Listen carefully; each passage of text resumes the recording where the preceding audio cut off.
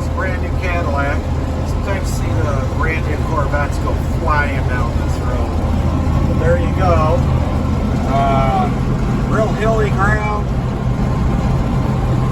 This is where the glacier stopped. A lot of aggregate, a lot of gravel around here. Beautiful oak hickory forest type. Test car. It's close to 6,000 acres here, I believe. All fenced off in that big fence. Okay, November 3rd. Got some frosted alfalfa. Some of the tops are a little bit brown. This looks pretty good. I wanted to get out here and get this before the leaves got to it. You see there's pretty good growth. So I'm gonna do it as baleage. Gonna try that out and get to cutting. Right here you can kind of see purplish color. So I'm sure it's dormant. We've had several killing frost by now. I'm just gonna put it in a row. I don't wanna rake it. I'm gonna let it sit several days. Gotta readjust. I had to readjust these rollers. I had them opened wide up when I did that sorghum. So I'm getting a good crimp, that's for sure. I do wanna make sure the rollers aren't too tight. I don't think they are. I don't see any wobbling or anything. But it is definitely crimping, definitely working. So yeah, we're good there. I did, about 2 months ago, I did second cutting and I had to do all baleage on this field. That's the first time I'd ever done it. And we raked it, but the rake was pulling a lot of young regrowth grass. I think some new tillering and grass out by the roots, and throwing it into the road.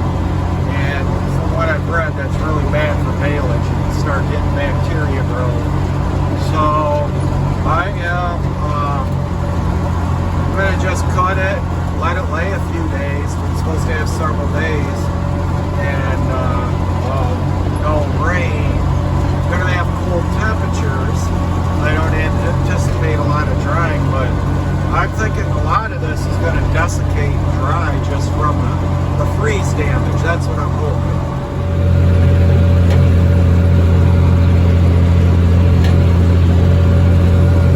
Always looks a little thicker than it actually is. See it in a row, it's not that thick. Plus, I figure if I don't have to rake this, I'll be able to retain a lot more of the leaves.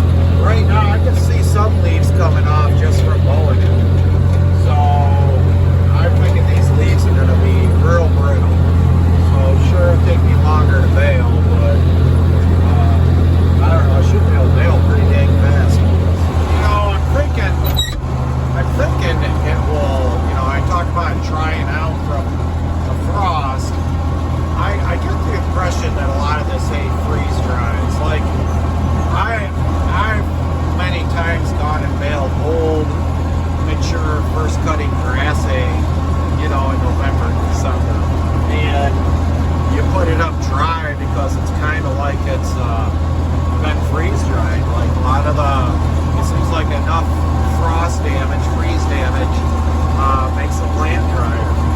So, yeah, I still got some first cut and I was going to go mow it today, but then I said, well, the shelf life of this alfalfa still retaining any of its leaves is pretty minimal. We've got some fields in the area that already have, you know, lost all the leaves. All right, got a little bit of sun.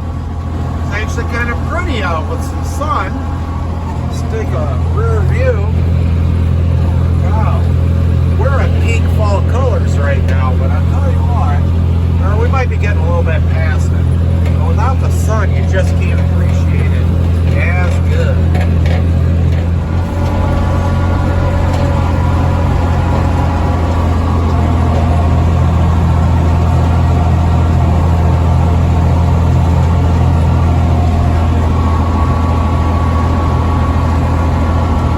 It's definitely more thick dense growth where you got a lot of orchard grass mixed in with the alfalfa.